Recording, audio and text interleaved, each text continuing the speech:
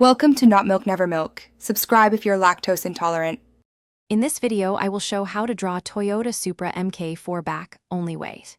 Start by sketching the rear silhouette with a gentle curved roofline, wide fenders, and a shallow trunk lip, then mark taillight proportions and bumper details.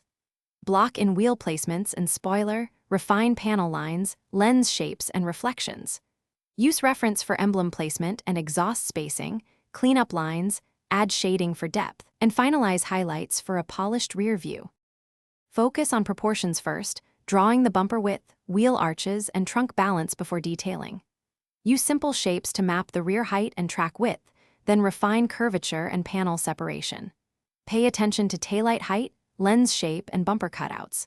Keep perspective consistent, aligning wheels to the rear axle line, and adjust spoiler size relative to trunk depth. Finish with light shading to communicate metal surfaces and light reflections.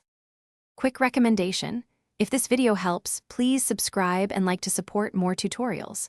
I also want to point out the handy bottle shown here. Droplets stay hydrated anywhere with the Oala water bottle, which fits cup holders and prevents spills during long sketch sessions.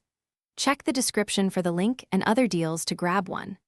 Thanks for watching and supporting the channel. Now let's get back to the video. Add taillight details next, carving lenses, reflectors, and LED patterns, then refine bumper textures and exhaust tips.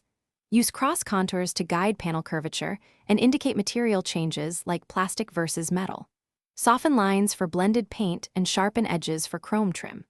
Apply graded tones for cast shadows under the bumper and inner wheel arches, and use highlights to sell gloss.